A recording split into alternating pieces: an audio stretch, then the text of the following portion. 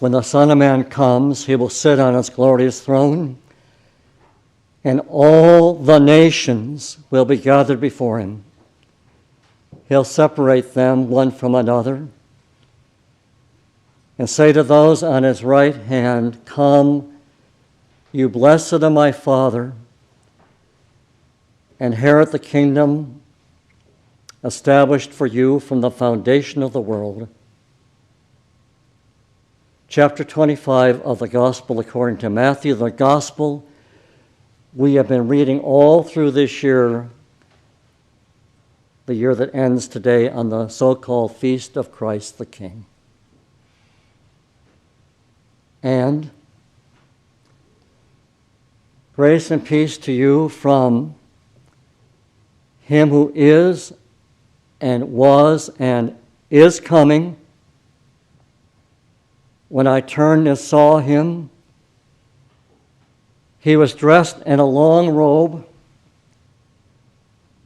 his hair as white as snow, as white as wool,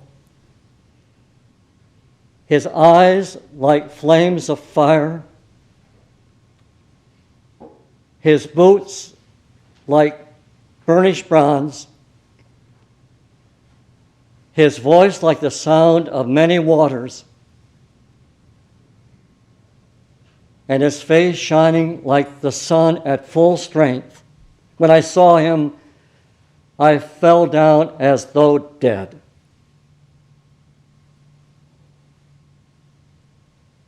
The opening words of the book of Revelation, the last book of the Bible.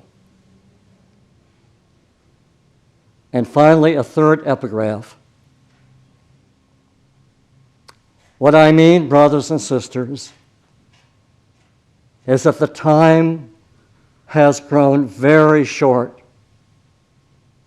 So let those who deal with the world live as though they have no dealings with it, for the form of this world is passing away. The 29th verse of the 7th chapter of Paul's first letter to the Corinthians.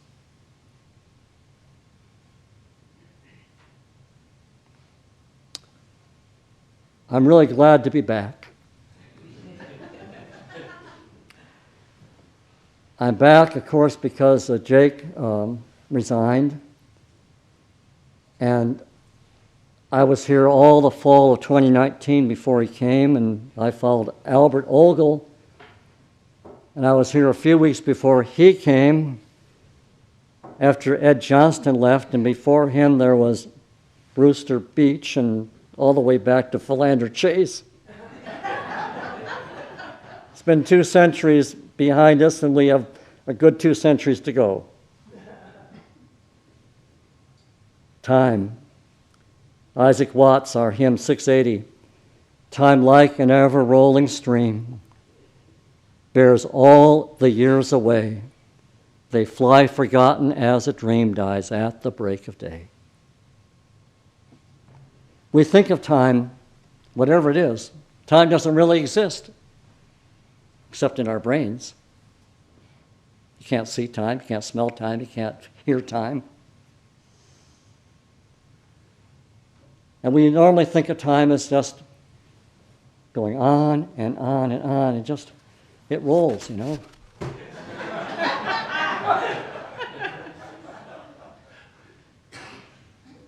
So we just had Halloween, then we had Thanksgiving.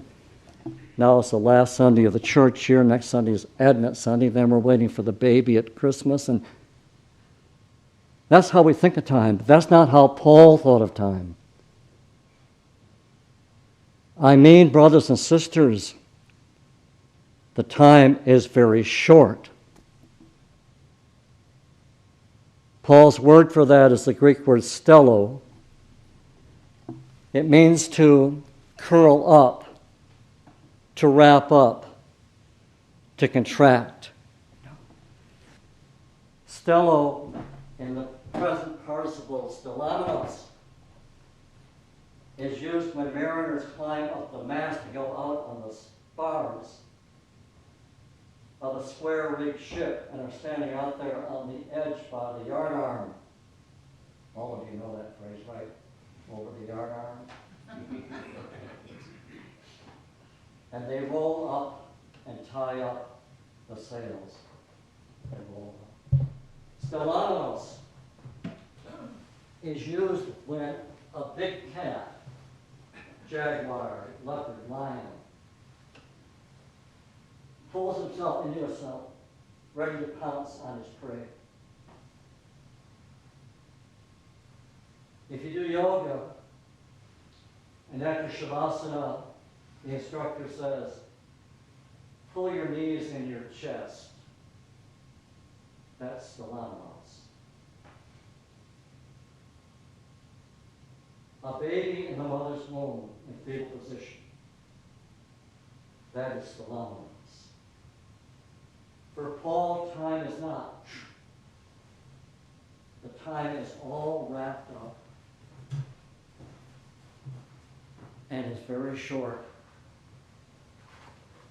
The author of the first chapter of Revelation is saying the same thing. All of our English translations say, grace and peace to you from the one who is and was and will come. But that's not what the Greek says.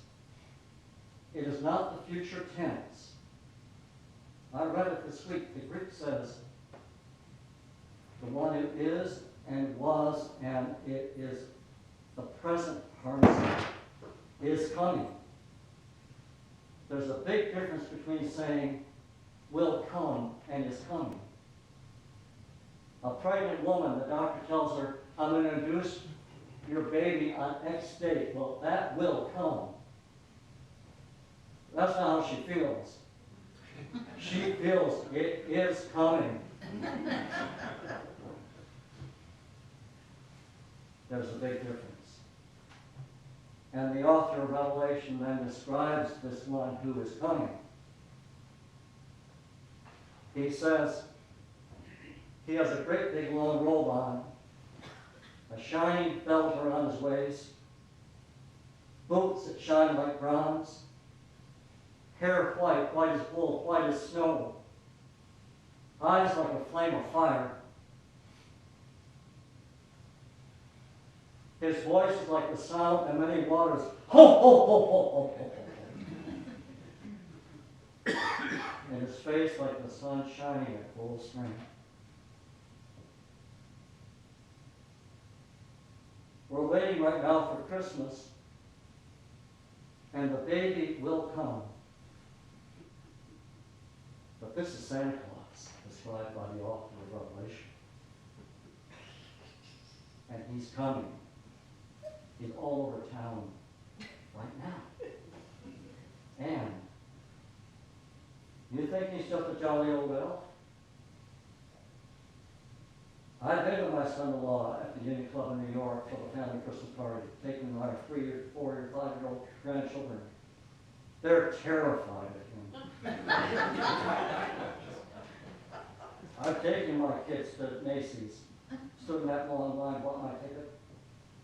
They're scared on their kazoos. You better watch out, you better not cry, you better not call, I'm telling you why. Santa Claus is coming. He's the coming one. And when he comes, the text says from Matthew, all the nations, Russia and Ukraine, all the NATO countries, Israel, Hamas, Hezbollah, China, North Korea, Iran, and the United States will be gathered before him. And he will separate them right and left.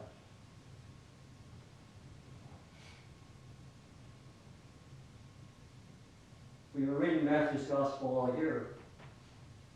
Matthew has 28 chapters. It's a very unique work. It's like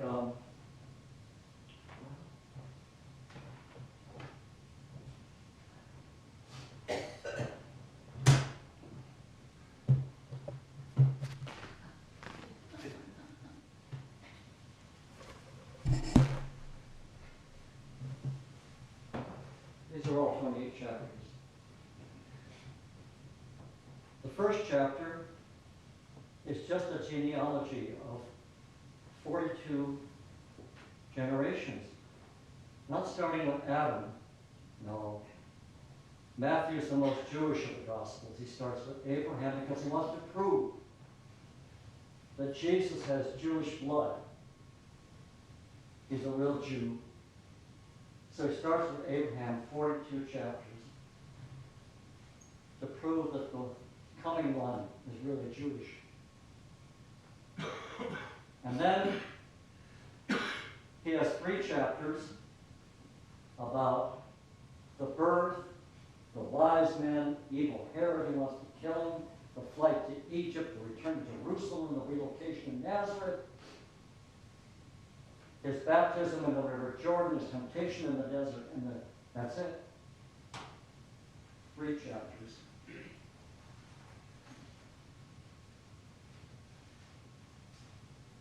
And the gospel ends with another 3 chapters, telling about his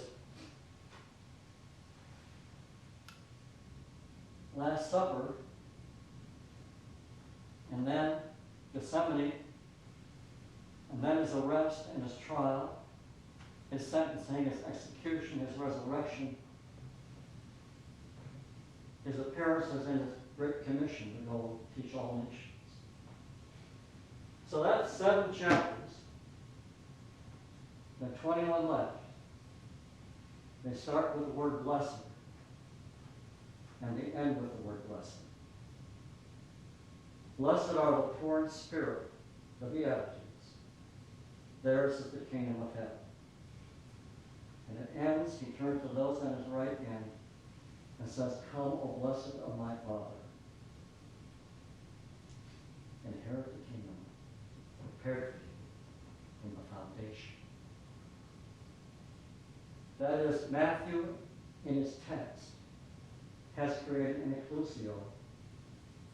He's wrapped it all up together.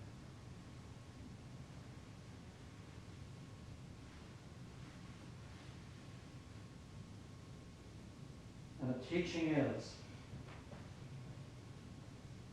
at the end, insofar as you see in the person next to you someone who is hungry, thirsty,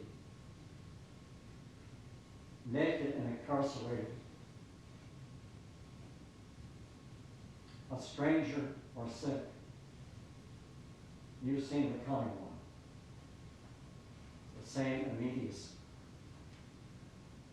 And it begins with the 8 Beatitudes. Blessed are the poor in spirit. Spirit means bread.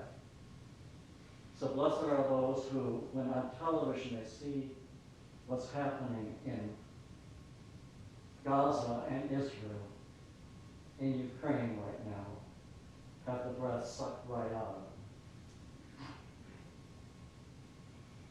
Then it goes on, blessed are those who mourn, those who, when they see on the television news what's going on, it brings tears to their eyes. Blessed are the meek, those who, when they see what's happening, feel absolutely diminished.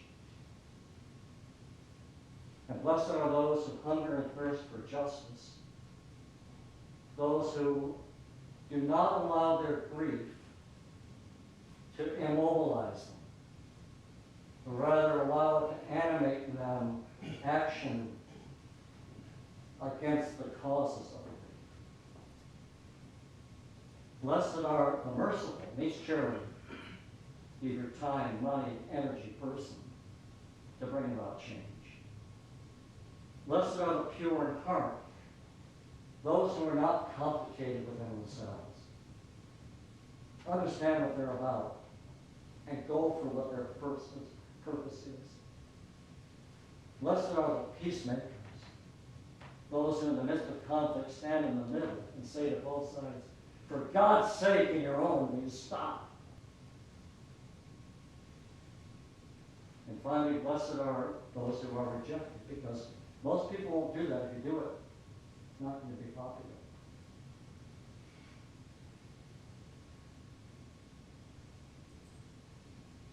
That's the judgment. Matthew does this because he wants you to understand that there is another way than the way we've chosen. You know, there would be no anti-Semitism in this world if all the Jews stopped identifying themselves as Jews.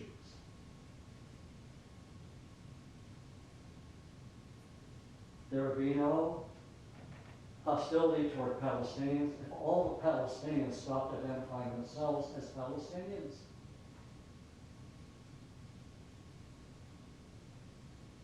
That was a Jewish idea. It came from a Jew named Jesus of Nazareth. And the idea was retailed across the globe by another Jew named Shaul of Tarsus. It was an eternal Jewish idea that we can be free of identifying ourselves by any attribute. Jesus understood that you can only love someone if you love them minus their attributes. You don't love someone because she looks pretty or because he has this job or da-da-da-da. That's not love. You only love somebody because sans attributes. If all the Jews stopped identifying as Jews, there wouldn't be any anti-Semitism. I say this because my dad told me that back around the 16th century in England, our family was Jewish. I don't go back 42 generations like Jesus did. He was Jewish. I'm probably only like 24 generations, I don't know. But no one's anti-Semitic to me because we gave up that idea. Christians are simply in their baptism people who stopped seeing themselves according to their attributes and agreed by their confession that they would forever after look at every human being and see an ineffably complex mystery. It's the only way forward.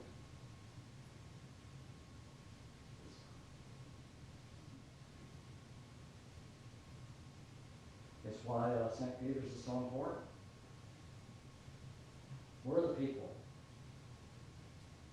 that are sans attribute, sans identity, living in the mystery of ourselves and one another. A lot of cracks in this world. But, you know, I got up this morning, I drove over, I sat at the lookout, looking at Sharon Mountain on the road coming out. And I remember last time we were here together, we did some stuff from another Jew named Leonard Cohen. Right? And I remember the verse they sang at the break of day. Start again, I seem to hear them say, don't dwell on what is passed away, or what is yet to be. The wars, they will be fought again. The holy dove will be caught again.